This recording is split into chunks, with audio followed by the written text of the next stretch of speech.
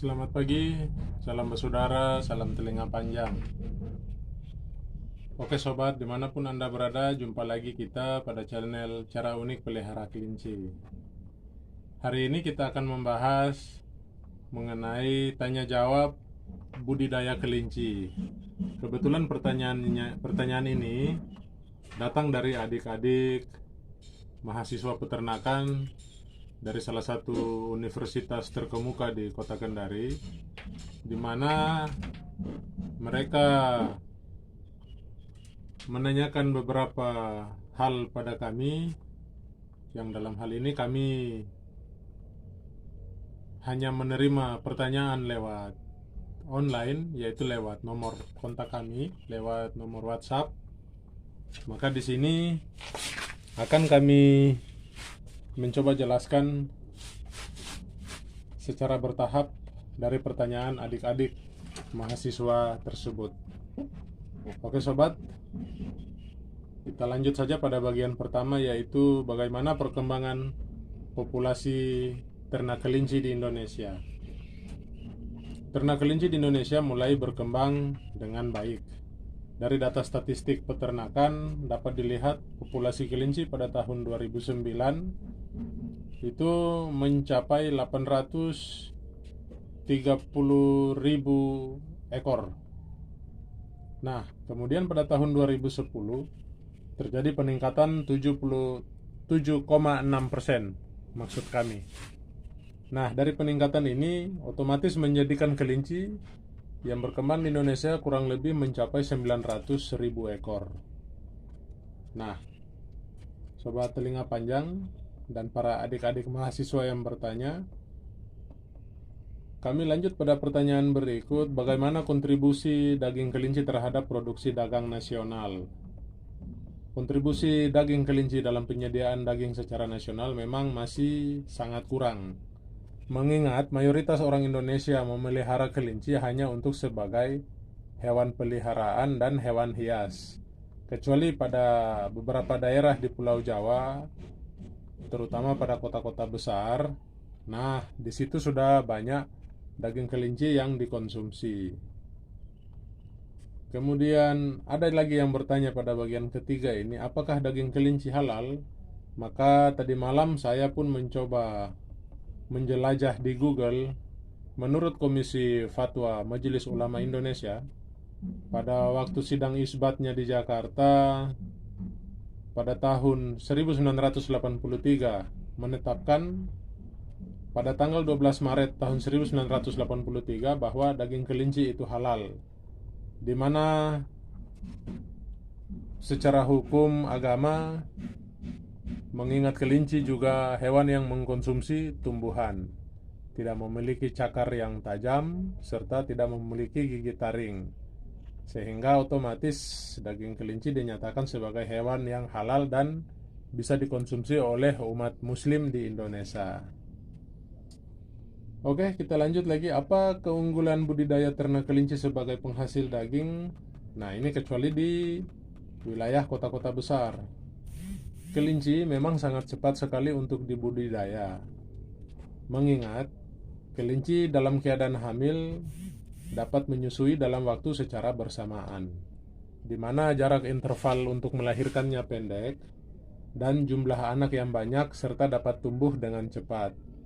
Maka karena faktor inilah yang menyebabkan kami juga bersemangat untuk membudidaya kelinci di kandang kami, mengingat sangat cepat untuk mendatangkan cuan, kemudian menjadi hiburan bagi kami sekeluarga, terutama anak-anak di rumah. Oke, kita lanjut. Apa keuntungan ekonomi yang diperoleh dari beternak kelinci pada usaha berskala kecil dan menengah? Nah, di sini saya akan coba jelaskan kepada adik-adik mahasiswa. Memelihara kelinci itu membutuhkan modal usaha yang sangat kecil atau relatif kecil, bahkan tidak tergantung pada bahan baku impor, mampu mengonsumsi hijauan dan produk limbah secara efisien sehingga tidak bersaing dengan pangan atau sumber pangan berupa daging lainnya. Kelinci juga mudah beradaptasi dengan lingkungan serta tidak membutuhkan lahan yang luas, di mana seperti yang kita ketahui bersama, daging kelinci menghasilkan daging yang sehat dan halal. Kemudian kelinci menghasilkan beberapa produk turunan selain daging, yakni seperti kulit bulu, pupuk organik, kelinci hias. Kemudian yang terakhir yaitu kualitas daging yang mengandung protein tinggi dan rendah kolesterol. Maka kenapa para penderita kolesterol mereka sangat direkomendasikan untuk mengkonsumsi daging kelinci. Karena seperti yang kita ketahui bersama,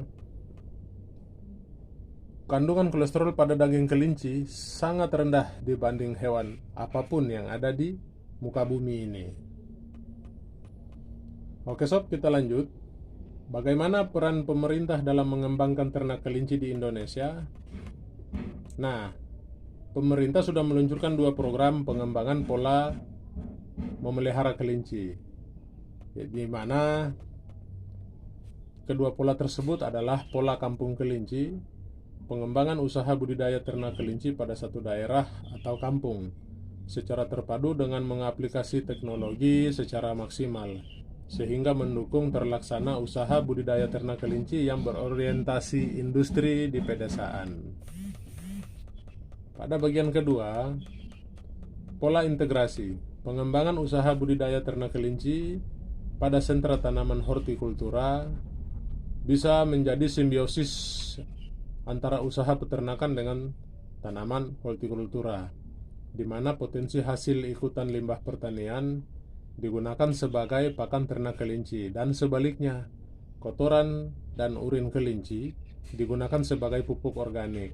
Nah, di sini sobat, seperti yang kita ketahui bersama, bisa sobat simak video kami sebelumnya, yaitu manfaat limbah kelinci. Urin kelinci sangat baik untuk menjadi pupuk, terutama pupuk pertanian atau untuk tanaman hias. Karena di kandang kami sudah memiliki pelanggan khusus yang seminggu sekali datang mengambil urin kelinci, di mana mayoritas yang menggunakan urin kelinci tersebut adalah para ibu-ibu penyuka tanaman hias. Ini anakan kelinci yang di sebelah, setelah mereka habis makan, mereka masuk ke dalam peti. Maka saya geser ke kotak yang sebelah.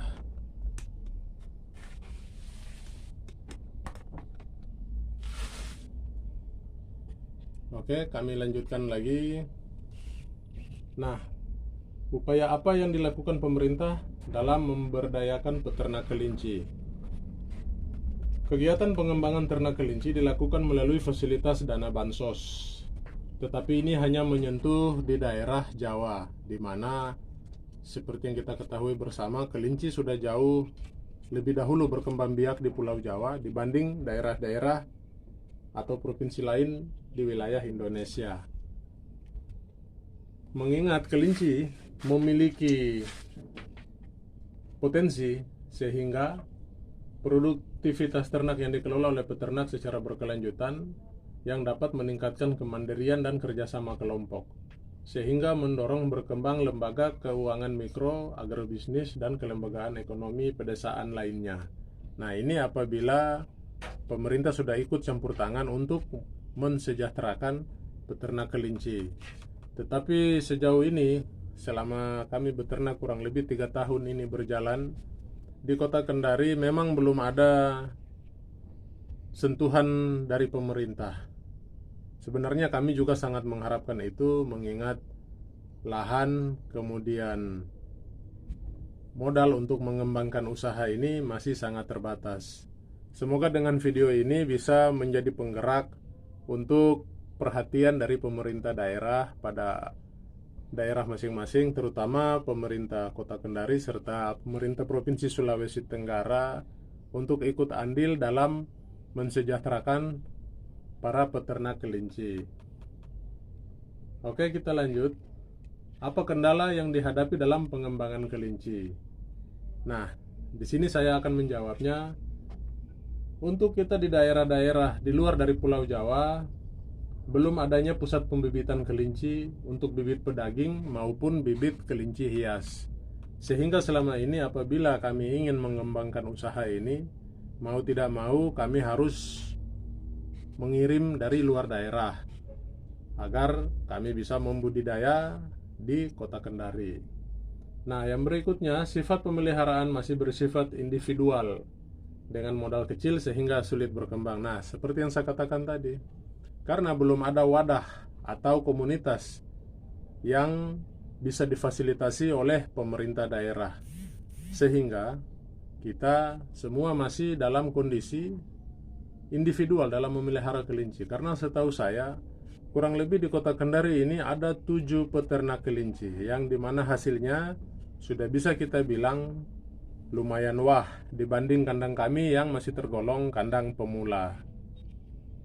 Oke, kita lanjut. Pengetahuan produksi dan pemasaran kurang memadai, tapi alhamdulillah dengan adanya bantuan media sosial, pemasaran kelinci kami tidak begitu sulit dibanding beberapa tahun sebelumnya. Dari para senior-senior kami yang memelihara kelinci, memang mereka terkendala dengan pasaran untuk kelinci. Oke, kita lanjutkan. Ya, kita lanjut pada pertanyaan berikut atau pertanyaan yang terakhir. Selain daging, produk apa yang dapat dihasilkan dari beternak kelinci? Nah, seperti yang saya sudah sebutkan sebelumnya, bahwa kulit dan kulit bulu kelinci juga mempunyai nilai tambah ekonomis yang memiliki atau menghasilkan sesuatu atau barang yang memiliki nilai jual yang tinggi, di mana bahan kulit dan bulu ini bisa menjadi bahan baku industri, yakni pakaian, selendang, topi, boneka, tas wanita, dan kerajinan-kerajinan lainnya. Sehingga kenapa kelinci ini menjadi alasan kami untuk membudidayakannya, karena dari hasil tadi, pertama dari hobi, kemudian produk-produk unggulan lainnya juga memiliki nilai tambah yang baik. Nah, untuk sementara demikian jawaban kami buat adik-adik mahasiswa. Terima kasih sudah bertanya secara online. Semoga dalam waktu dekat Anda bisa jalan-jalan ke kandang kami agar kita bisa cerita lebih banyak lagi mengenai budidaya kelinci. Karena yang kami jalankan sekarang adalah merupakan hasil dari pengetahuan dan pengalaman. Terima kasih sudah menonton dan menyimak video kami. Jangan lupa like, subscribe, dan komennya kami tunggu, karena untuk warga Kota Kendari dan sekitarnya, Anda berhak mendapat kelinci gratis dari kandang kami apabila komentar yang Anda tujukan ke kami merupakan komentar yang membangun, menarik.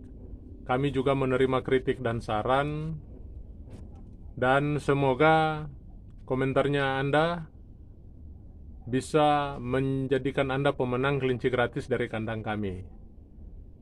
Terima kasih sudah menyimak. Sampai jumpa pada video berikutnya. Oke, sebelum kami pamit, tidak lupa kami menitip pesan buat para pejuang rupiah yang berada di luar sana. Harap bersabar dan terus berjuang, karena tidak lama lagi rezeki akan segera menghampiri Anda. Dan untuk yang lagi sakit, semoga lekas sembuh. Dan yang lagi berada di jalan raya, semoga bisa tiba dengan selamat di tempat tujuan, serta pulang kembali di rumah dalam keadaan sehat walafiat. Oke, sampai ketemu lagi pada video berikutnya, Sobat Telinga Panjang. Selamat pagi, sampai jumpa.